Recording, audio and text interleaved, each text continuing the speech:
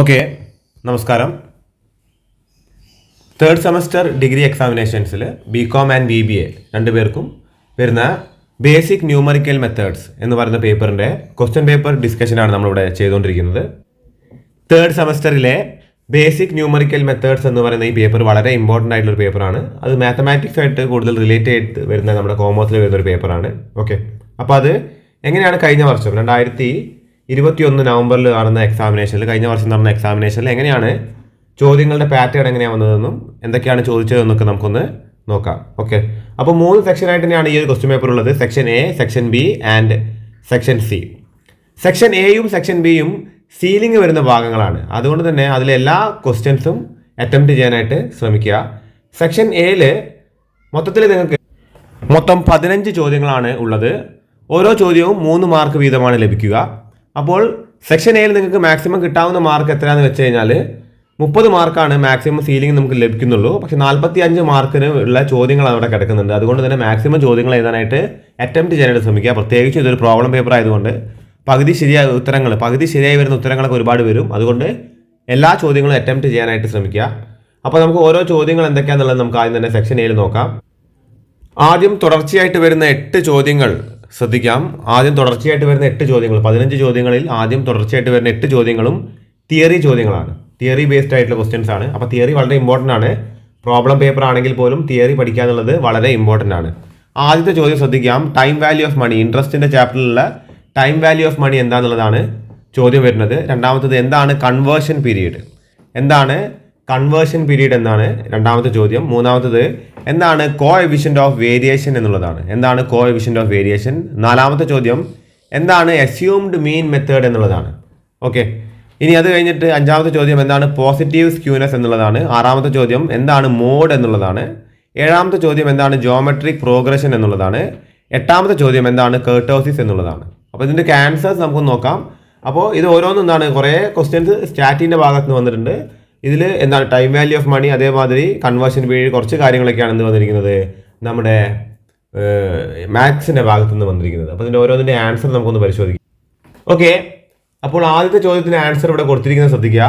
Time value of money എന്താണെന്നുള്ളതാണ്. അപ്പോൾ അവിടെ എഴുതിയിരിക്കുന്നത് it is widely accepted theory that there is a greater benefit to receiving a sum of money now rather than an identical sum later. അതായത് നമുക്ക് ഒരു രൂപ കിട്ടുകയാണെങ്കിൽ അത് ഇന്ന് കിട്ടുന്നതാണ് നമുക്ക് ഏറ്റവും ബെറ്റർ കാര്യം. എന്താണ് നാളെ ആകുമ്പോഴേക്കും ആ രൂപയുടെ മൂല്യം എന്താണ് ഇടിഞ്ഞു പോകും. ഓക്കെ, അപ്പോൾ എന്താണ് ടൈം വാല്യൂ ഓഫ് മണി എന്താണ് കാലം ചെല്ലുന്തോറും എന്താണ് രൂപയുടെ മൂല്യം ഇടിയും എന്നുള്ളത് സൂചിപ്പിക്കുന്ന ഒരു ഫാക്ടറാണ്, അല്ലെങ്കിൽ ഒരു കോൺസെപ്റ്റ് ആണ് എന്ത് ടൈം വാല്യൂ ഓഫ് മണിയിൽ പറയുന്നത്.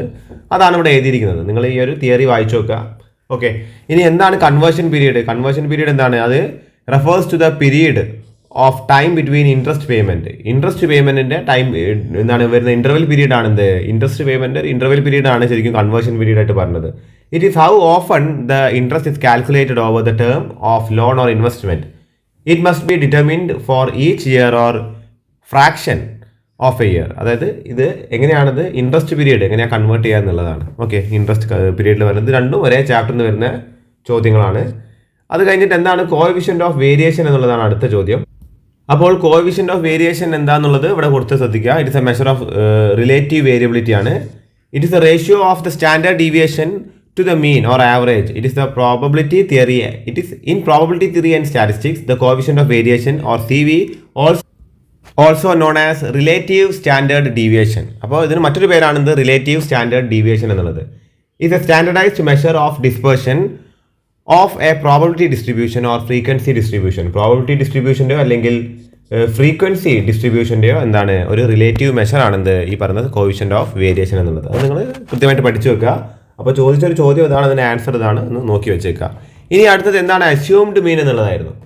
അസ്യൂംഡ് ആ പേര് തന്നെ ഉണ്ട്. നമ്മൾ എന്ത് ചെയ്യുക, നമ്മൾ അസ്യൂം ചെയ്യുന്ന ഒരു മീനാണെന്ന് ശരിക്കും അസ്യൂംഡ് മീൻ എന്താണ്? It's A method of calculating arithmetic mean and standard deviation on A data set. Assumed mean method is used for calculating mean or arithmetic mean in of a group data. If the given data is large, then this method is recommended rather than direct method for calculating mean. This method helps in reducing calculation. നമ്മളൊരു മീൻ assume ചെയ്യുക. നമുക്കൊരു distribution തന്നു കഴിഞ്ഞാൽ കുറേ numbers ഉണ്ടെങ്കിൽ, ഒരുപാട് numbers ഉണ്ടെങ്കിൽ ഏതെങ്കിലും നമ്പർ നമ്മൾ അസ്യൂംഡ് മീൻ ആയിട്ട് കണക്കാക്കിയിട്ട് ചെയ്യുന്ന ഒരു പ്രക്രിയയാണ് ഈ അസ്യൂംഡ് മീൻ മെത്തേഡ് എന്ന് വെച്ചാൽ. അതാണ് ഇവിടെ എഴുതിയിരിക്കുന്നത്. അടുത്ത എന്താണ് പോസിറ്റീവ് സ്ക്യൂനെസ് എന്നുള്ളതാണ്. എന്താണ് പോസിറ്റീവ് സ്ക്യൂനെസ് എന്നുള്ളതാണ് അടുത്ത ചോദ്യം. അപ്പോൾ എഴുതിയിരിക്കുന്നത് നോക്കാം. Positive skewness means when the tail on the right side of the distribution is longer or flatter. നമ്മൾ റൈറ്റ് സൈഡിലാണ് കൂടുതൽ ഫ്ലാറ്റർ ആയിട്ട് ഡിസ്ട്രിബ്യൂഷൻ ഉണ്ടെങ്കിൽ എന്താണ് അതാണെന്ത് പോസിറ്റീവ് സ്ക്യൂനെസ് എന്ന് വെച്ചാൽ. അതിന് ഡയഗ്രാമൊക്കെ വരച്ചിട്ട് കൃത്യമായിട്ട് അത് കാണിച്ചു കൊടുക്കുക. ഓക്കെ, അടുത്ത ചോദ്യം എന്തായിരുന്നു? അടുത്ത ചോദ്യം മോഡ് എന്തായിരുന്നു എന്നതായിരുന്നു. എന്താണ് മോഡ് എന്നുള്ളത്? അതായത് ഒരു ഡിസ്ട്രിബ്യൂഷനിൽ മോസ്റ്റ്ലി അപ്പിയർ ചെയ്യുന്ന ഫിഗർ ആണ് അല്ലെങ്കിൽ ഒരു ഡാറ്റയാണ് എന്ത് മോഡ് എന്ന് വെച്ചാൽ. അപ്പോൾ ഇവിടെ എങ്ങനെ കൊടുത്തു കഴിഞ്ഞാൽ ഇവിടെ ഏറ്റവും ഫ്രീക്വൻ്റ്ലി വരുന്ന ഡാറ്റ എന്താണ്? 6 നോക്കിക്കഴിഞ്ഞാൽ 6 ഇവിടെ വരുന്നുണ്ട്, ഇവിടെ വരുന്നുണ്ട്, ഇവിടെ വരുന്നുണ്ട്. 3 പ്രാവശ്യം 6 വരുന്നുണ്ട്, 2 പ്രാവശ്യം 9 വരുന്നുള്ളൂ, 2 പ്രാവശ്യം 3 വരുന്നുള്ളൂ, 1 പ്രാവശ്യം മാത്രമേ 5 വരുന്നുള്ളൂ. അതുകൊണ്ട് ഇവിടെ 6 ആണ് എന്ത് വീണ്ടും റിപ്പീറ്റ് ചെയ്യുന്ന ഫ്രീക്വൻസി. അപ്പോൾ എന്താണ് 6നെയാണ് എന്ത് പറഞ്ഞത് നമ്മളിവിടെ മോഡായിട്ട് പരിഗണിക്കുന്നത്. അതായത് ഒരു ഡിസ്ട്രിബ്യൂഷനിൽ കൂടുതലായിട്ട് തവണ റിപ്പീറ്റ് ചെയ്ത് വരുന്ന ഒരു ഡാറ്റയാണ് എന്ത് നമ്മൾ മോഡായിട്ട് പറയുന്നത്. ഇനി അടുത്തത് 7ാമത്തെ ചോദ്യം, ഇൻ മാത്തമാറ്റിക്സ് എന്താണ് ജോമെട്രിക് പ്രോഗ്രഷൻ എന്നതായിരുന്നു എന്ത് നമ്മുടെ ക്വസ്റ്റ്യൻ. അപ്പോൾ ജോമെട്രിക് പ്രോഗ്രഷൻ എന്താണ്? അത് ജോമെട്രിക് സീക്വൻസ് ആയിട്ട് ബന്ധപ്പെട്ടൊരു കാര്യമാണ്. Is a sequence of numbers where each term after the first is found by multiplying the previous one. Okay, അതായത് 2x3 ആണ്. 2 ആദ്യത, പിന്നെ 2x3 ആണ് എന്ത് വരുന്നത് ഇവിടെ 6 വരുന്നത്. പിന്നെ അടുത്തത് 6x3 ആണ് ഇവിടെ എന്ത് വരുന്നത് ഇവിടെ 18 വരുന്നത്. പിന്നെ 18x3 ആണ് എന്ത് വരുന്നത് ഇവിടെ 54 വരുന്നത്. അപ്പോൾ കോമൺ ആയിട്ട് ഒരു മൾട്ടിപ്ലൈയർ ആണ് ഇവിടെ വരുന്നത്. ഓക്കെ, x3 എന്നുള്ളത് അതാണ് എന്ത് ജോമെട്രിക് പ്രോഗ്രഷൻ എന്ന് വെച്ചാൽ. അപ്പോൾ അതും നിങ്ങൾ നോക്കി വെക്കുക. അപ്പോൾ ഈ ആൻസേഴ്സ് ഒക്കെ ഒന്ന് നിങ്ങൾ പരിശോധിക്കുക. ഓക്കെ, അപ്പോൾ എന്തായാലും ഇതേ സെയിം ഒരു ക്വസ്റ്റ്യൻ പേപ്പർ അല്ല വരാൻ പോകുന്നത്. പക്ഷെ എന്നാലും ഇതൊന്നും ഒരു പരിധി വരെ ക്വസ്റ്റ്യൻസ് വീണ്ടും റിപ്പീറ്റ് ചെയ്യാൻ ചാൻസ് ഉണ്ട്. അപ്പോൾ ഇതും കൂടി ഒന്ന് നോക്കി വെച്ചിട്ട് എക്സാം അറ്റംപ്റ്റ് ചെയ്യാൻ പോവുക. 8ാമത്തെ ചോദ്യത്തിൻ്റെ ആൻസറാണ് കൊടുത്തിരിക്കുന്നത്. ചോദ്യം കേർട്ടോസിസ് എന്തായിരുന്നു എന്നതാണ്. അപ്പോൾ ഇവിടെ അതിൻ്റെ ആൻസർ കൊടുത്തിരിക്കുന്നത് ശ്രദ്ധിക്കുക. Kurtosis is a statistical measure that defines how heavily the tails of a distribution differ from the tails of normal. അതായത് പീക്കഡ്നെസ് ആണ് കേർട്ടോസിസ്. ഇതാണെങ്കിൽ എന്താണ് കുറച്ചും കൂടി പീക്ഡ് ആയിട്ടുള്ള കേർട്ടോസിസ് ആണ്. ഇതെന്താണ് ഫ്ലാറ്റർ ആണ്. ഓക്കെ, ഇത് അടിസ്ഥാനത്തിലാണ് ഇത് കൂടുതൽ കേർട്ടിക്കാണ്, ഇതെന്താണ് കുറവാണ്. ഓക്കെ, അപ്പോൾ അതിന് ഓരോന്നിനും ഓരോ പേരുകളുണ്ട്. മെസോ കേർട്ടിക്, എന്താണ് ലാപ്റ്റോ കേർട്ടിക് എന്നൊക്കെ പറഞ്ഞിട്ട്. അപ്പോൾ അതൊക്കെ ഒന്ന് നോക്കി വെക്കുക. അപ്പോൾ അതാണ് എന്ത് കേർട്ടോസിസ് എന്ന് വെച്ചാൽ മെസോ. ഇനി 9ാമത്തെ ചോദ്യം നോക്കാം. അതൊരു പ്രോബ്ലം ക്വസ്റ്റ്യൻ ആണ്. അപ്പോൾ പറഞ്ഞിരിക്കുന്നത് ഫൈൻഡ് ദ 10th ടേം. അതായത് ഒരു സീരീസ് കൊടുത്തിട്ട് അതിൻ്റെ 10th ടേം കാണാനാണ്. ഓക്കെ, 11 കഴിഞ്ഞ് 15 ആണ് 4 ഡിഫറൻസ് വരുന്നത്. 15 കഴിഞ്ഞ് 14 ആണ്, 19 ആണ്.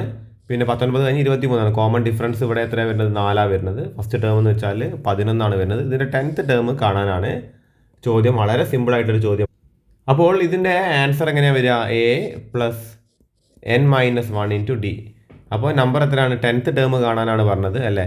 അപ്പോൾ ഇവിടെ എന്നിൽ എന്ത് വരും? ഇവിടെ 10 വരും. a 11 ആണ്, 1 വരും. ഇവിടെ d എത്രയാണ്? 4 ആണ് വരുന്നത്. അപ്പോൾ 11 + 9 × 4 ആണ് വരിക. 9 × 4 നമുക്കറിയാം 36 ആണ്. 36 + 11 എത്ര വരും? 47 ആണ് നമ്മുടെ ആൻസർ വരിക. വളരെ സിമ്പിളാണ്. ഇത് കൃത്യമായിട്ട് ഈ സ്റ്റെപ്പ് ബൈ സ്റ്റെപ്പായിട്ട് തന്നെ എഴുതാൻ ശ്രമിക്കുക. അപ്പോഴേ നമുക്ക് മാക്സിമം മാർക്ക് ലഭിക്കുക.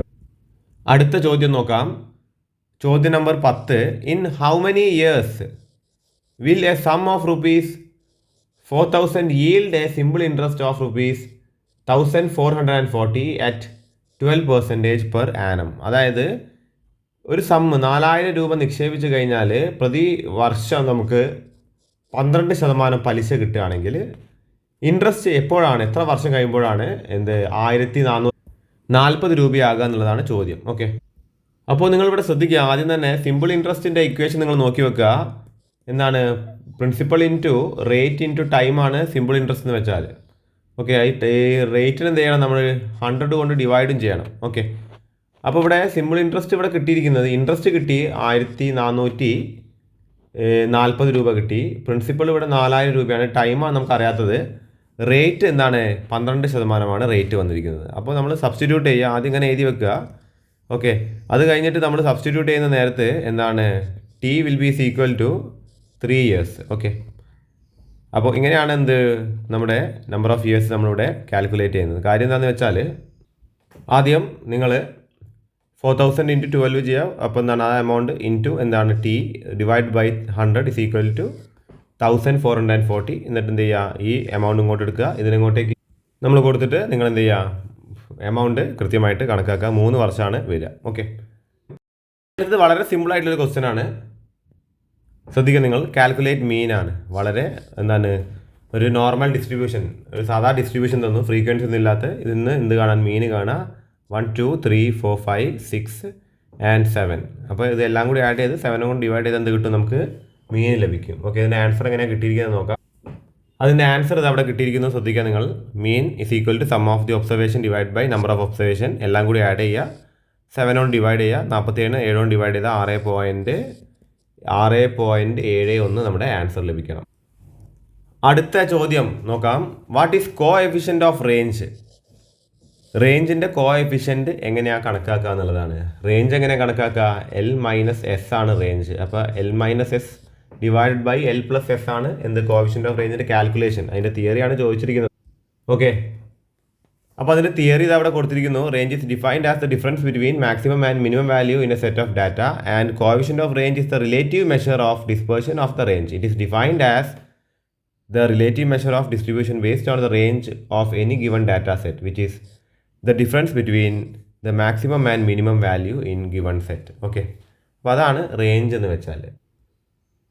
ഇനി അടുത്ത ചോദ്യം ശ്രദ്ധിക്കുക. What is quartile deviation? എന്താണ് ക്വാർട്ടൈൽ ഡീവിയേഷൻ? ഓക്കെ, അപ്പോൾ നമുക്കറിയാം അത് സ്റ്റാൻഡേർഡ് ഡീവിയേഷന് മുൻപ് നമ്മൾ പഠിക്കുന്നതാണ്. എന്ത്, മെഷേഴ്സ് ഓഫ് ഡിസ്പേർഷൻ എന്ന് പറയുന്ന ചാപ്റ്ററിൽ പഠിക്കുന്ന ഒരു സംഗതിയാണ് ക്വാർട്ടൈൽ ഡീവിയേഷൻ എന്താണെന്നുള്ളത്. അത് ക്വാർട്ടേഴ്സിൽ വെച്ചിട്ട് Q3 ആൻഡ് Q1 ബേസിസിലാണ് നമ്മളത് കാണുന്നത്. അതിൻ്റെ ആൻസർ നമുക്ക് നോക്കാം. ഓക്കെ, അതിൻ്റെ ആൻസർ ഇവിടെ ശ്രദ്ധിക്കുക. പറഞ്ഞ പോലെ തന്നെ എന്താണ്, ഫസ്റ്റ് ക്വാർട്ടൈലും തേർഡ് ക്വാർട്ടൈലും തമ്മിലുള്ള എന്താണ് ഡിഫറൻസ് ആണ് ക്വാർട്ടൈൽ ഡീവിയേഷൻ. അതിൻ്റെ ഫ്രീക്വൻസി ഡിസ്ട്രിബ്യൂഷൻ ടേബിളിൻ്റെ അടിസ്ഥാനത്തിൽ this difference is also known as inter quartile range. When the difference is divide by 2 it is known as quartile deviation. അതായത് Q3 - Q1 എന്നാണ്, ഇതിൻ്റെ പേരാണ് ഇന്റർ ക്വാർട്ടൈൽ റേഞ്ച്. അത് ചിലപ്പോൾ ചോദിക്കാൻ ചാൻസ് ഉണ്ട്. ശ്രദ്ധിക്കുക നിങ്ങൾ, ചിലപ്പോൾ ഈ ഒരു എക്സാമിന് ആ ഒരു ചോദ്യം ചോദിക്കാൻ ചാൻസ് ഉണ്ട്. എന്താണ് ഇന്റർ ക്വാർട്ടൈൽ റേഞ്ച് എന്നുള്ള ചോദ്യം ചോദിക്കാൻ ചാൻസ് ഉണ്ട്. ഇത്ര വരെയാണ് ഇതിൻ്റെ ആൻസർ വരുന്നത്. ഇതാണ് ഇന്റർ ക്വാർട്ടൈൽ റേഞ്ച്. ഈ ഇന്റർ ക്വാർട്ടൈൽ റേഞ്ചിനെ നമ്മൾ രണ്ടുകൊണ്ട് ഡിവൈഡ് ചെയ്ത് എന്തായി, അതിൻ്റെ പേരാണ് ക്വാർട്ടൈൽ ഡീവിയേഷൻ എന്ന് വെച്ചാൽ. ഓക്കെ, ബാക്കിയുള്ള നിങ്ങളൊന്ന് നോക്കി വെക്കുക. ഓക്കെ, ഇനി അടുത്തത് ഒരു തിയറി ചോദ്യം തന്നെയാണ്. നമ്മളോട് ചോദിച്ചിരിക്കുന്നത് ഈ മീഡിയൻ ഡിസ്ക്രീറ്റ് സീരീസിലും അതേപോലെ തന്നെ കണ്ടിന്യൂസ് സീരീസിലും മീഡിയൻ കാണുക. അതിൻ്റെ ഫോർമുല മാത്രം നമ്മൾ എഴുതി വെച്ചാൽ മതി. തിയറി ബേസ് ആണ്, അതിൻ്റെ ഫോർമുല എഴുതി വെക്കുക എന്നുള്ളതാണ്. 15ാമത്തെ ചോദ്യം എന്താണ്, what you mean by a system of linear equation? എന്താണ് a system of linear equation എന്നതാണ് 15ാമത്തെ ചോദ്യം. ഓക്കെ, മൊത്തത്തിൽ 10 ചോദ്യം എഴുതിയാൽ മതി. പക്ഷേ മാക്സിമം ചോദ്യങ്ങൾ എന്ത് ചെയ്യുക, നിങ്ങൾ എഴുതുക. 10 ചോദ്യം കൃത്യമായിട്ട് എഴുതാൻ പറ്റിയ 3 മാർക്ക് കിട്ടിക്കഴിഞ്ഞാൽ 30 മാർക്ക് നമുക്ക് എന്താണ് ഇവിടെ സ്കോർ ചെയ്യാൻ സാധിക്കും. അല്ലാന്നുണ്ടെങ്കിൽ നമ്മൾ മാക്സിമം ചോദ്യങ്ങൾ എഴുതിയാലാണ് നമുക്ക് ഈ ഒരു 30 മാർക്കിലേക്ക് എത്തിക്കാനായിട്ട് സാധിക്കുള്ളൂ.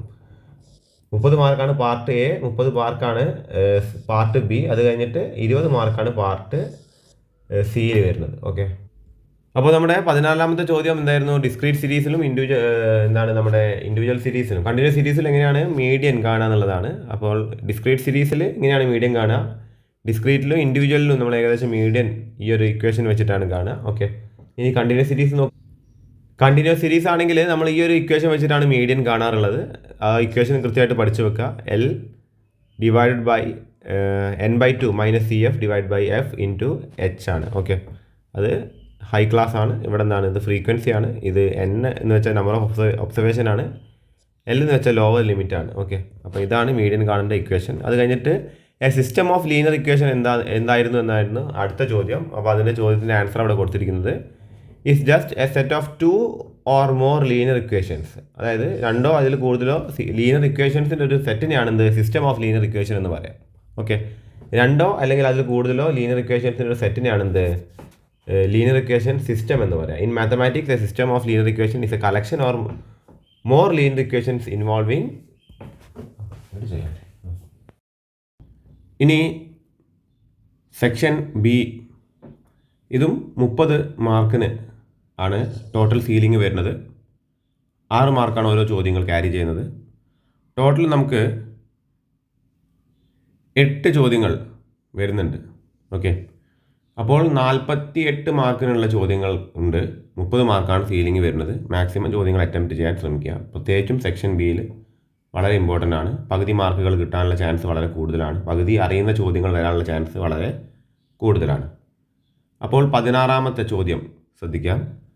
The arithmetic mean between 2 numbers is 75 and there geometric mean is 21.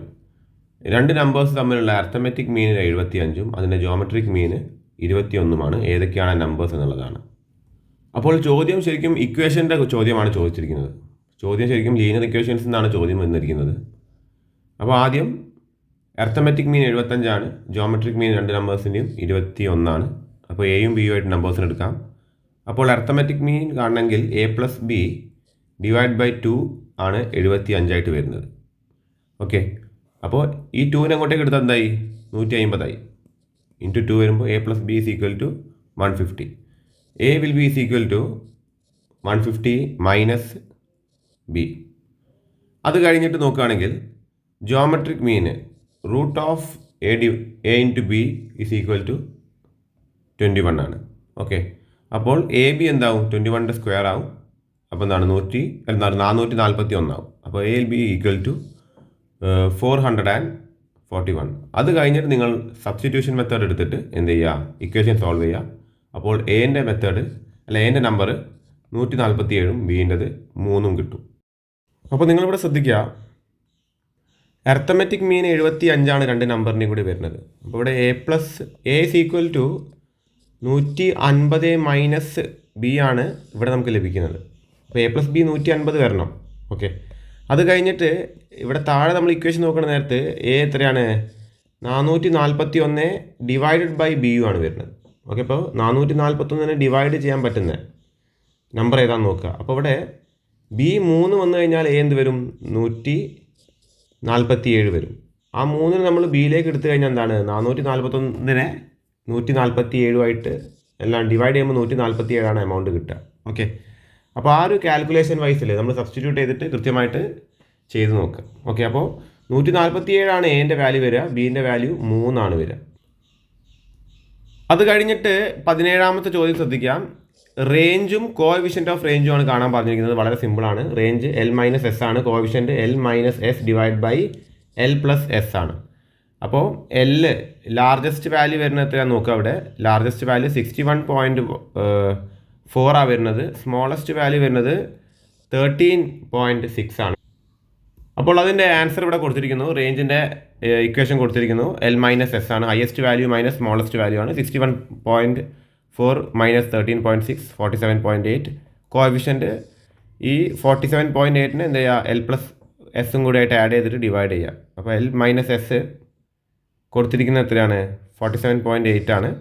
Divide by L+S എത്രയാണ്? 75 വരും. അപ്പോൾ 47.8 ഡിവൈഡ് ബൈ 75.64 ആണ് കോഎഫിഷ്യൻ്റ് ഓഫ് റേഞ്ച് വരുന്നത്. ഇങ്ങനത്തെ ഒരു ക്വസ്റ്റ്യൻ വരികയാണെങ്കിൽ വളരെ സിമ്പിളാണ്.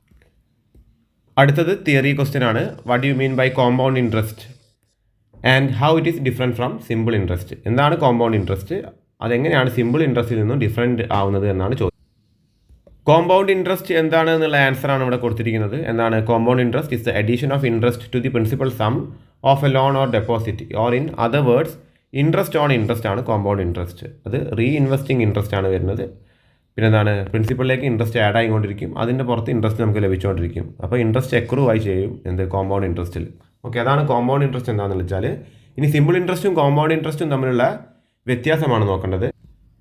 സിമ്പിൾ ഇൻട്രസ്റ്റും കോമ്പൗണ്ട് ഇൻട്രസ്റ്റും തമ്മിലുള്ള വ്യത്യാസമാണ്. ആദ്യം രണ്ടിനും ഡെഫിനിഷൻ എഴുതി വെക്കുക. ഓക്കെ, അത് കഴിഞ്ഞിട്ട് അതിൻ്റെ ഫോർമുലാസ് എഴുതി വെക്കുക. അത് കഴിഞ്ഞിട്ട് ഏതിലാണ് റിട്ടേൺ കൂടുതൽ കിട്ടുക? റിട്ടേൺ കൂടുതൽ കോമ്പൗണ്ടിനാണ് കിട്ടുക. സിമ്പിൾ ഇൻട്രസ്റ്റിൽ റിട്ടേൺ കുറവാണ് കിട്ടുക. ഇതിൽ പ്രിൻസിപ്പൽ എമൗണ്ട് കോൺസ്റ്റൻ്റ് ആയിരിക്കും. ഇതിൽ പ്രിൻസിപ്പൽ എമൗണ്ട് കൂടെ ഇൻട്രസ്റ്റ് ആഡ് ആയിക്കൊണ്ടിരിക്കും. ഇതിൻ്റെ ഗ്രോത്ത് യൂണിഫോം ആയിരിക്കും. ഇതിൻ്റെ ഗ്രോത്ത് എന്താണ്? റാപ്പിഡ്ലി ഗ്രോ ചെയ്യും. ഗ്രോത്ത് വീണ്ടും എന്താണ്? ഗ്രോത്ത് റേറ്റ് തന്നെ വർദ്ധിക്കും. ഇത് ഗ്രോത്ത് റേറ്റ് യൂണിഫോം ആയിരിക്കും. ഇൻട്രസ്റ്റ് ചാർജ് എന്താണ്? ഇത് പ്രിൻസിപ്പൽ എമൗണ്ടിന് മാത്രമാണ്. ഇത് എന്താണ്? പ്രിൻസിപ്പലിൻ്റെ കൂടെ ഇൻട്രസ്റ്റിൻ്റെ പുറത്ത് എന്താണ്? ഇൻട്രസ്റ്റ് വരും. സിമ്പിൾ ഇൻട്രസ്റ്റ് വെറും പ്രിൻസിപ്പലിൻ്റെ മേത്ത് മാത്രമാണ് ഇത് വരുന്നത്, ഇൻട്രസ്റ്റ് വരുന്നത്. കോമ്പൗണ്ട് ആകുമ്പോൾ പ്രിൻസിപ്പലിൻ്റെ കൂടെ ഓരോ വർഷം വരുന്ന ഇൻട്രസ്റ്റിൻ്റെ പുറത്തു നിന്നാണ് ഇൻട്രസ്റ്റ് ചാർജ് ആയിക്കൊണ്ടിരിക്കും. ഓക്കെ, അപ്പോൾ അതാണ് ഇത് തമ്മിലുള്ള വ്യത്യാസങ്ങൾ. 19ാമത്തെ ചോദ്യം ശ്രദ്ധിക്കാം. കാൾ പിയേഴ്സന്റെ കോഎഫിഷ്യന്റ് ഓഫ് സ്ക്യൂനെസ്.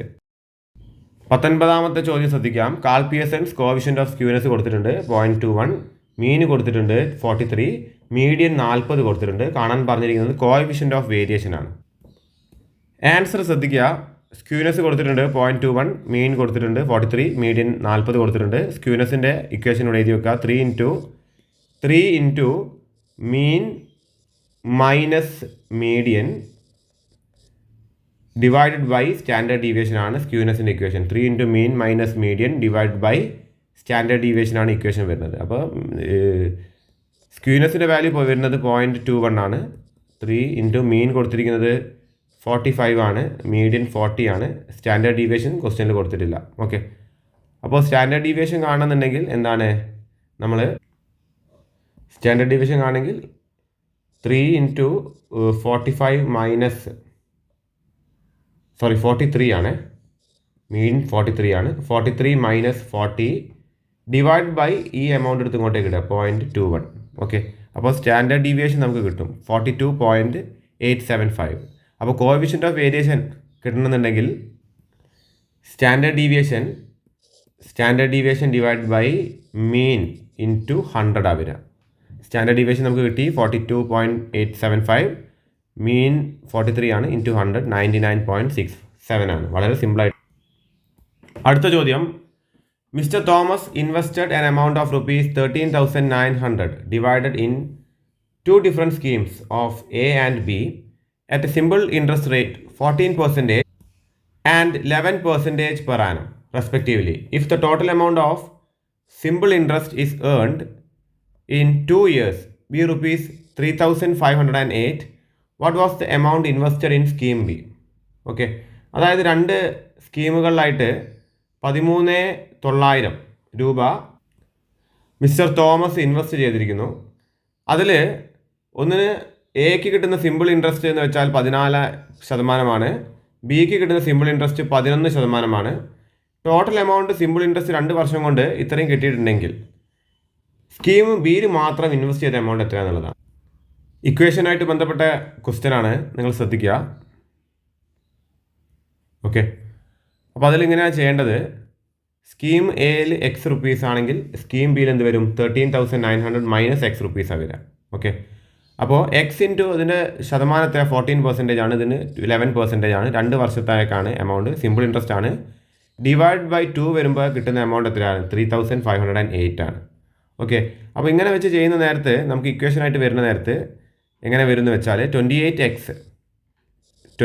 മൾട്ടിപ്ലൈ ചെയ്യുമ്പോൾ 28x മൈനസ് 22x, അതായത് 11 ഇൻറ്റു 2 22 ആണ്. 22 ഇൻറ്റു എക്സ് മൈനസ് വരിക, മൈനസ് 22x. അത് കഴിഞ്ഞിട്ട് 13,900 ഇൻറ്റു 22 എത്ര വരും, അത് ഇവിടേക്ക് എഴുതി വെക്കുക. അതിന് പുറത്തേക്ക് എടുക്കുക. നമ്മൾ ഈ എമൗണ്ട് ഇത് മൾട്ടിപ്ലൈ ചെയ്തിട്ട് ഇവിടേക്ക് എഴുതുക.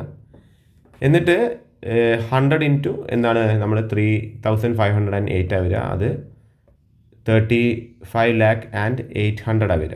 ഓക്കെ, സോറി 3,50,800, 3,50,800 വരിക. അപ്പോൾ അങ്ങനെ എടുത്തു കഴിഞ്ഞാൽ ഇത് മൈനസ് ചെയ്യുമ്പോൾ എന്ത് വരും, ഇവിടെ ഇത് മൈനസ് ചെയ്യുമ്പോൾ 6x വരും. ഇവിടെ നമ്മൾ ഇത് മൈനസ് ചെയ്യുമ്പോൾ 45,000 വരും. എക്സിൻ്റെ വാല്യൂ, അതായത് എ എന്ന് പറഞ്ഞ സ്കീമിൻ്റെ വാല്യൂ ആണ് 7,500. അപ്പോൾ പിന്നെ 13,900 നിന്നും 7,500 മൈനസ് ചെയ്താൽ 6,400 ലഭിക്കും. ഓക്കെ, അത് ഇക്വേഷൻ്റെ കണക്കുകൾ നിങ്ങൾ പ്രാക്ടീസ് ചെയ്തിട്ട് ക്ലിയർ ആക്കേണ്ടതാണ്. പല രീതിയിൽ ചോദിക്കാം. അപ്പോൾ അതിന് ഈ ഒരു രീതിക്കാണെന്നുള്ളത് നമുക്ക് പറയാൻ സാധിക്കില്ല. ഓക്കെ, അപ്പോൾ ഈ ടൈപ്പ് ക്വസ്റ്റ്യൻ ആയിരിക്കില്ല ചിലപ്പോൾ ചോദിക്കുന്നത്. അത് ഏത് രീതിയിലും തിരിച്ചും മറിച്ചും ചോദിക്കാൻ ചാൻസ് ഉണ്ട്. ഇക്വേഷനാണ് ആദ്യം മനസ്സിലാക്കി വെക്കുക, എന്നിട്ട് എന്ത് ചെയ്യുക, ഇക്വേഷൻ കൃത്യമായിട്ട് സോൾവ് ചെയ്യുക എന്നുള്ളതാണ് ഇതിൽ കാര്യം. ഓക്കെ, 21ാമത്തെ ചോദ്യം നോക്കാം. Mister Ajmal took a personal loan of rupees 3 lakh. He is asked to repay a loan in 4 years. Rate of interest is 9% per annum. Calculate EMI. EMI calculate ചെയ്യാനാണ്. ലോണിൻ്റെ എമൗണ്ട് 3 ലക്ഷമാണ്. 4 വർഷമാണ് അതിൻ്റെ മെച്യൂരിറ്റി ഉള്ളത്. Rate of interest 9%. EMI calculate ചെയ്യാനാണ് ചോദിച്ചത്. വളരെ സിമ്പിളായിട്ടുള്ളൊരു കണക്കാണ്. ടോട്ടൽ ഇൻട്രസ്റ്റ് പേയബിൾ 4 വർഷം കൊണ്ട് 9% വരികയാണെങ്കിൽ 3 ലക്ഷത്തിന് ടോട്ടൽ ഇൻട്രസ്റ്റ് എത്ര വരും എന്നുള്ളതാണ്. ആദ്യം അത് എഴുതി വെക്കുക. അത് കോമ്പൗണ്ട് ആയിട്ട് എഴുതി വെക്കുക. ഓക്കെ, അതായത് 3 ലക്ഷം into 1 plus 0.9 divide by 100 raise to 4. Okay, ഇങ്ങനെ ചെയ്താൽ നമുക്ക് എന്ത് കിട്ടും, 58,345 കിട്ടും. ഈ പ്രിൻസിപ്പളും ഇൻട്രസ്റ്റും കൂടി ആഡ് ചെയ്തിട്ട് 4 കൊണ്ട് ഡിവൈഡ് ചെയ്യുക. ഈ ഇൻട്രസ്റ്റ് നമുക്ക് കിട്ടിയ ഈ ഇൻട്രസ്റ്റും പ്രിൻസിപ്പളായിട്ടുള്ള 3 ലക്ഷം, അപ്പോൾ 3,58,345 വരും. അതിനെ 4 കൊണ്ട് ഡിവൈഡ് ചെയ്താൽ കിട്ടുന്നത് 7,466 റുപ്പീസാണ്. വളരെ സിമ്പിളായിട്ടുള്ളൊരു ക്വസ്റ്റ്യൻ. വീണ്ടും ഒരു ഇക്വേഷൻ ക്വസ്റ്റ്യൻ ആണ് തന്നിരിക്കുന്നത്. Solve the system of equation. ഈ താഴെ തന്നിരിക്കുന്ന ഇക്വേഷൻ, അതായത് 2 വേരിയബിൾ വരുന്ന ഇക്വേഷനാണ്. ഓക്കെ, അത് നമ്മൾ എന്താണ്, എലിമിനേഷൻ മെത്തേഡ് യൂസ് ചെയ്തിട്ട് ചെയ്താൽ മതി. അതിൻ്റെ ആൻസർ, ഇക്വേഷൻ്റെ ആൻസർ നിങ്ങൾ ശ്രദ്ധിക്കുക. ഇക്വേഷൻ കൊടുത്തിരിക്കുന്നു. ആദ്യം തന്നെ എന്താണ്, രണ്ട് ഇക്വേഷൻ ഏത് രീതിയിൽ അത് ചെയ്യാം. അവിടെ ചെയ്തിരിക്കുന്ന ആദ്യം എക്സിൻ്റെ വാല്യൂ ഇങ്ങനെ കണ്ടു, പിന്നീട് എന്താണ് അതിനെ 3 കൊണ്ട് നമ്മൾ ഈ ഒരു രീതിക്ക് ഡിവൈഡ് ചെയ്ത് കണ്ടു, 10 കിട്ടി. ഓക്കെ, രണ്ടും കൂടി ആഡ് ചെയ്തിട്ട് ഇത് രണ്ടും കൂടി ആഡ് ചെയ്തപ്പോൾ ഇങ്ങനെ കിട്ടി. അത് കഴിഞ്ഞിട്ട് വന്നിരിക്കുന്നത് എന്താണ് 24 - 9 + 10y = 20. വൈൻ്റെ വാല്യൂ നമുക്ക് കിട്ടി. അതല്ലാതെ വൈ നമുക്ക് എന്താണ് എന്തെങ്കിലും ഒരു വേരിയബിൾ വെച്ചത് മൾട്ടിപ്ലൈ ചെയ്തിട്ട് എലിമിനേറ്റ് ചെയ്തിട്ടും കാണാം. ഓക്കെ, അപ്പോൾ അത് വൈൻ്റെ വാല്യൂ കിട്ടിക്കഴിഞ്ഞാൽ പിന്നെ എക്സിൻ്റെ വാല്യൂ എന്താണ് സിമ്പിളായിട്ട് നമുക്ക് ലഭിക്കും. ഓക്കെ, അപ്പോൾ എക്സിൻ്റെ വാല്യൂ 10ഉം വൈൻ്റെ വാല്യൂ -4 ആയിട്ടാണ് ഇക്വേഷനിൽ കിട്ടിയിരിക്കുന്നത്. അല്ലാന്നുണ്ടെങ്കിൽ നിങ്ങൾക്ക് ഈ ഒരു ഇക്വേഷനെ 5 കൊണ്ട് മൾട്ടിപ്ലൈ ചെയ്യുക. 10x + 15y = 40. ഓക്കെ, അത് കഴിഞ്ഞിട്ട് ഈ ഒരു ഇക്വേഷനെ നിങ്ങൾക്ക് 3 കൊണ്ട് മൾട്ടിപ്ലൈ ചെയ്യാം. അപ്പോൾ എങ്ങനെ വരുന്നത് വെച്ചാൽ 9x -3 കൊണ്ട് മൾട്ടിപ്ലൈ ചെയ്താൽ മതി. -9x - 15y = -30. ഓക്കെ, അപ്പോൾ നമ്മൾ ഇത് രണ്ടും കൂടി ആഡ് ചെയ്ത് കഴിഞ്ഞാൽ ഇത് വെട്ടിപ്പോവും. അപ്പോൾ x will be equal to 10. X 10 കിട്ടിക്കഴിഞ്ഞാൽ പിന്നെന്താണ് വൈൻ്റെ വാല്യൂ ഏതെങ്കിലും ഒരു ഇക്വേഷനിൽ കൊടുത്തിട്ട് അല്ലെങ്കിൽ ഈ ഒരു ഇക്വേഷനിൽ കൊടുത്തിട്ട് കണ്ടാലും മതി. ഈ ഒരു ഇക്വേഷനിൽ കൊടുത്തു കഴിഞ്ഞാൽ 20 + 3y = 8. ഓക്കെ, അപ്പോൾ 20 നമ്മൾ ഇങ്ങോട്ട് എടുത്തു കഴിഞ്ഞാൽ 8 - 20 എത്രയാണ് -12 = 3y. y എന്ത് വരും -12 / 3 വിൽ ബി ഈക്വൽ ടു -4.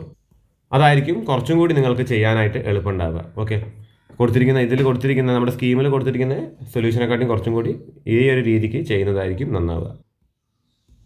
ഇനി 23ാമത്തെ ചോദ്യമാണ്.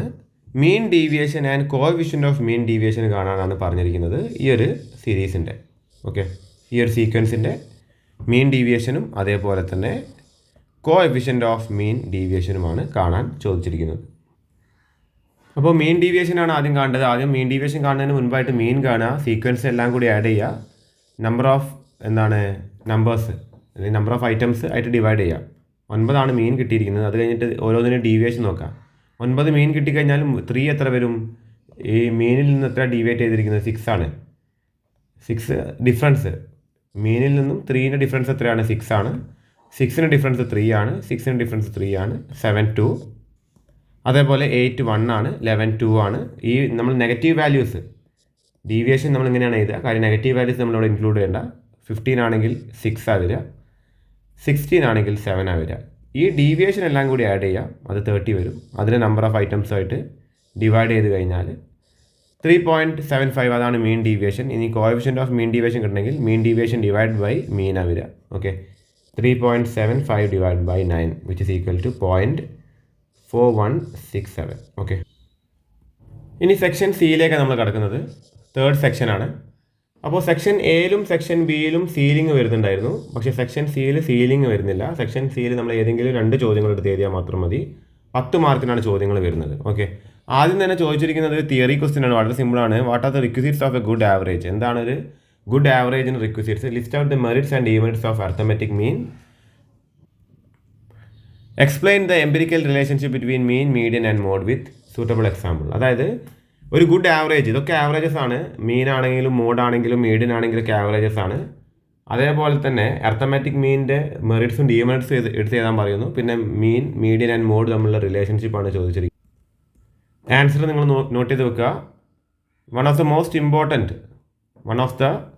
Most important objectives of A statistical data is to get one single value that describes the characteristics of an entire mass data. അതായത് ഒരു സീക്വൻസ് അല്ലെങ്കിൽ മാസ് ഡാറ്റ തന്നിട്ട് അതിൻ്റെ characteristic ഒറ്റ ഡാറ്റ വെച്ച് കണക്കാക്കാൻ പറ്റുന്നതാണ് ഒരു നല്ല ആവറേജിൻ്റെ ലക്ഷണം. ഓക്കെ, അതാണ് ഇവിടെ ആദ്യം എഴുതിയിരിക്കുന്നത്.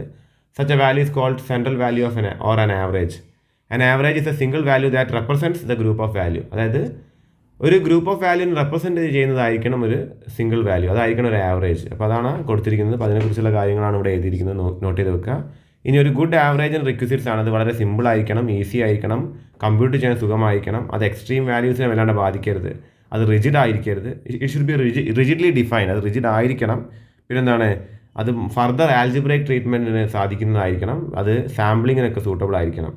അതൊക്കെയാണ് അതിൻ്റെയൊക്കെ ഒരു ഗുഡ് റിക്വസിറ്റ്സ് ആയിട്ട് പറയുന്നത്. ഓക്കെ, ഗുഡ് റിക്വസിറ്റ്സ് ആയിട്ട് പറയുന്നത്. അത് കഴിഞ്ഞിട്ട് അർത്തമാറ്റിക് മീനിൻ്റെ മെറിറ്റ്സ് ആണ് ഇവിടെ ചോദിച്ചിരിക്കുന്നത്, ശ്രദ്ധിക്കുക. അതെന്താണ്, കാൽക്കുലേറ്റ് ചെയ്യാൻ സിമ്പിളാണ്. അത് ബേസ്ഡ് ഓൺ എല്ലാ ഒബ്സർവേഷനും നമ്മളത് കണക്കാക്കുന്നുണ്ട്. പിന്നെ എന്താണ്, അത് മാത്തമാറ്റിക്കലി കൃത്യമായിട്ട് യൂസ് ചെയ്യാൻ പറ്റുന്നതാണ്. Arithmetic mean can be computed even if the detail distribution is not known. Detail distribution കിട്ടിയില്ലെങ്കിലും അർത്തമാറ്റിക് മീൻ കാൽക്കുലേറ്റ് ചെയ്യാൻ പറ്റും. അതെന്താണ്, സാമ്പിളിംഗ് എന്താണ്, it is least affected by fluctuating of sampling. Sampling fluctuation വരികയാണെങ്കിൽ അതിനെ എഫക്റ്റ് ചെയ്യുന്നുള്ളൂ. അത് കഴിഞ്ഞിട്ട് ഡീമെറിറ്റ്സ് ഓഫ് അർത്തമാറ്റിക് മീനാണ് ചോദിച്ചിരിക്കുന്നത്. അർത്തമാറ്റിക് മീനിൻ്റെ ഡീമെറിറ്റ്സ് എന്തൊക്കെയാണ്? അത് ജോഗ്രഫിക്കൽ എന്താണ്, it can neither be determine by inspection or by geographical location. Geographical location inspect ചെയ്താൽ അത് കണക്കാക്കാൻ. അതുപോലെ it is too much affected by extreme objectives. അപ്പോൾ അതായത് ഒരു 100 എന്ന് പറഞ്ഞൊരു വാല്യൂ ഉണ്ട്, ബാക്കിയൊക്കെ 3, 2, 1 ആണെങ്കിൽ ഈ 100 എന്ന് പറഞ്ഞ എക്സ്ട്രീം വാല്യൂ എന്താണ്, ഇതിനൊക്കെ ബാധിക്കും. മീൻ എടുക്കുന്ന നേരത്ത് ചിലപ്പോൾ 45 ചിലപ്പോൾ എന്ത് വരാൻ ചാൻസ് ഉണ്ട്, ഒരു മീൻ വാല്യൂ വരാൻ ചാൻസ് ഉണ്ട്. 45, 30 വരാൻ ചാൻസ് ഉണ്ട്. ഒരു എക്സ്ട്രീം വാല്യൂ വന്നു കഴിഞ്ഞാൽ അങ്ങനത്തെ ഒരു ബുദ്ധിമുട്ട് അതിൽ അർത്തമാറ്റിക് മീനിലുണ്ട്. അടുത്ത point, arithmetic mean cannot be computed when class intervals are open ended. അതായത് ബിലോ 10 എബവ് 100 എന്ന് പറഞ്ഞിട്ട് പിന്നെ 10 to 20, 20 to 30 എന്നൊക്കെ പറഞ്ഞിട്ട് ഇങ്ങനെയാണ് ഒരു സീരീസ് അല്ലെങ്കിൽ സീക്വൻസ് കൊടുത്തിരിക്കുന്നതെങ്കിൽ ആ ഒരു കേസിലാണെങ്കിൽ മീൻ കാൽക്കുലേറ്റ് ചെയ്യാൻ ബുദ്ധിമുട്ടാണ്. ഇനി empirical relationship between mean, median and mode ഇവിടെ കൊടുത്തിരിക്കുന്നത്. In case of moderately skew distribution in general difference between mean mode is equal to 3 times the difference between mean and median. In the case of frequency distribution which has a symmetrical frequency curve, empirical relationship states that mean is equal to median is equal to mode. അതായത് ഒരു symmetrical distribution ആണെങ്കിൽ മീനും മീഡിയനും മോഡും equal ആയിരിക്കും. Asymmetrical ആണെങ്കിൽ difference ഉണ്ടാവും. അതിനൊരു ഇക്വേഷൻ കൊടുത്ത് ശ്രദ്ധിക്കുക. Mode is equal to 3 median minus 2 mean. Mode is equal to 3 median minus 2 mean. ആ ഒരു ഇക്വേഷൻ ഇതിൻ്റെ ഭാഗമായിട്ട് എഴുതാൻ വേണ്ടിയിട്ടാണ് ഈ ഒരു ചോദ്യം ചോദിച്ചിരിക്കുന്നത്. അടുത്ത ചോദ്യം 25ാമത്തെ ചോദ്യം നോക്കാം. മെട്രിക്സുമായിട്ട് ബന്ധപ്പെട്ട ക്വസ്റ്റ്യൻ ആണ്. 2 മെട്രിക്സ് തന്നിട്ടുണ്ട്, A and B. 3 into a minus 2 into b. ആദ്യം ഓരോ എ തന്നിരിക്കുന്ന ഓരോ മെട്രിക്സിൽ ഓരോ നമ്പേഴ്സിനും 3 കൊണ്ട് മൾട്ടിപ്ലൈ ചെയ്യുക. അത് കഴിഞ്ഞിട്ട് ബിയിൽ 2 കൊണ്ട് മൾട്ടിപ്ലൈ ചെയ്യുക. അത് കഴിഞ്ഞിട്ട് ഈ 2 മെട്രിക്സുകൾ തമ്മിൽ മൈനസ് ചെയ്യാം. ഓക്കെ, ആൻസർ ഇവിടെ കൊടുത്തിരിക്കുന്നു. ആദ്യം 3a കാണുക, 2b കാണുക, ഇത് രണ്ടും മൈനസ് ചെയ്യുക. -9 -8 വരുമ്പോൾ -17 വരും. 3 -6 വരുമ്പോൾ 9 വരും. ഓക്കെ, -6 -0 വരുമ്പോൾ -6 തന്നെ വരും. 12 -4 വരുമ്പോൾ 12 -4 രണ്ടും കൂടി പ്ലസ് ആവും, 16 വരും. 15 -4 19 വരും. -3 -8 വരുമ്പോൾ -11 വരും. ഓക്കെ, സോറി -8 വരുമ്പോൾ -3 -8 is -11. ഓക്കെ, അപ്പോൾ അതാണ് 3a - 2b. വളരെ സിമ്പിളായിട്ടുള്ള ക്വസ്റ്റ്യൻ ആണ്. എന്താണ്, 10 മാർക്ക് സുഖമായിട്ട് സെക്യൂർ ചെയ്യാൻ പറ്റുന്ന ഒരു ക്വസ്റ്റ്യൻ ആണ്. മെട്രിക്സിൽ എന്താണ് മൾട്ടിപ്ലിക്കേഷൻ ഓഫ് എന്താണ് ഒരു നമ്പർ മൾട്ടിപ്ലൈ ചെയ്യാൻ പഠിച്ചാൽ മതി. അത് കഴിഞ്ഞിട്ട് എന്താണ് 2 മെട്രിക്സ് തമ്മിൽ സബ്സ്ട്രാക്ട് ചെയ്യാൻ പഠിച്ചാൽ മാത്രം മതി. വളരെ സിമ്പിളാണ്. കഴിഞ്ഞ വർഷത്തെ ചോദ്യങ്ങൾ അതേപടി ആവർത്തിക്കുമെന്നല്ല പറയുന്നത്, എന്നാലും മെട്രിക്സിൽ നിന്ന് എന്തായാലും ഒരു വലിയൊരു ചോദ്യം, 10 മാർക്കിൻ്റെ ചോദ്യമാണ്. മെട്രിക്സിൽ നിന്ന് ചാപ്റ്റർ ഫുള്ളായിട്ട് പഠിക്കാൻ ശ്രമിക്കുക. ഡിറ്റർമിനൻ്റ് പോലുള്ള കാര്യങ്ങളൊന്നും കഴിഞ്ഞ നമ്മുടെ ക്വസ്റ്റ്യൻ പേപ്പറിൽ ചോദിച്ചിട്ടില്ല. അപ്പോൾ അതുകൊണ്ട് അത് ഡിറ്റർമിനൻ്റ് ചോദിക്കാനുള്ള ചാൻസ് വളരെ കൂടുതലാണ്. ഓക്കെ, അതേപോലെ ട്രാൻസ്പോസ് ഓഫ് എ മെട്രിക്സ്, ഇതൊന്നും കഴിഞ്ഞ വർഷം ചോദിച്ചിട്ടില്ല. അതൊക്കെ ചോദിക്കാൻ ചാൻസ് കൂടുതലാണ്. അതൊക്കെ ഒന്ന് പഠിച്ചു വെക്കുക.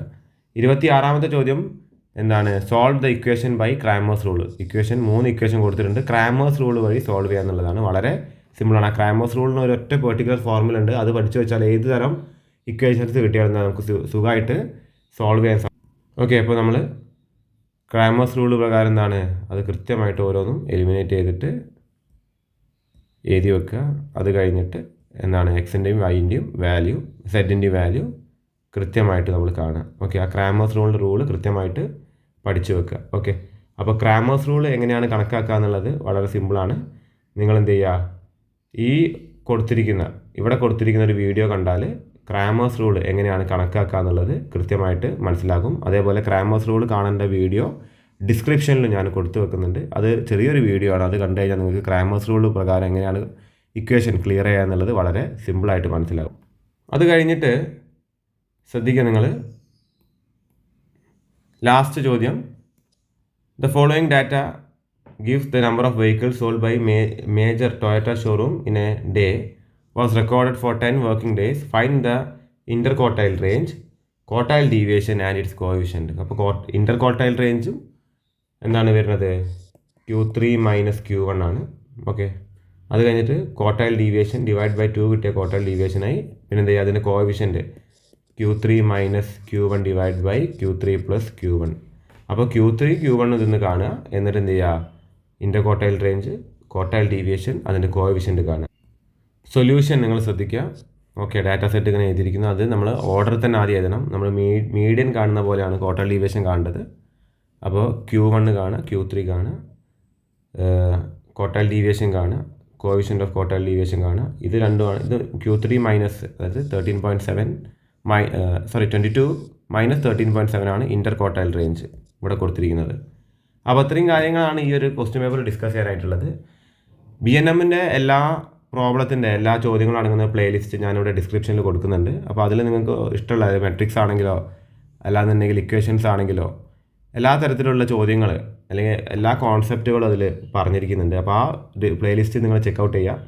അപ്പോൾ അതിൽ നിങ്ങൾക്ക് എല്ലാ ടോപ്പിക്കും BNMൽ വന്നിരിക്കുന്ന BCOMനും BBAക്കും ഹെൽപ്ഫുൾ ആകുന്ന എല്ലാ ടോപ്പിക്കുകളും എന്താണ് ആ ഒരു പ്ലേലിസ്റ്റിലുണ്ട്. അപ്പോൾ അതും കൂടി നിങ്ങളൊന്ന് ചെക്കൗട്ട് ചെയ്ത് നോക്കുക.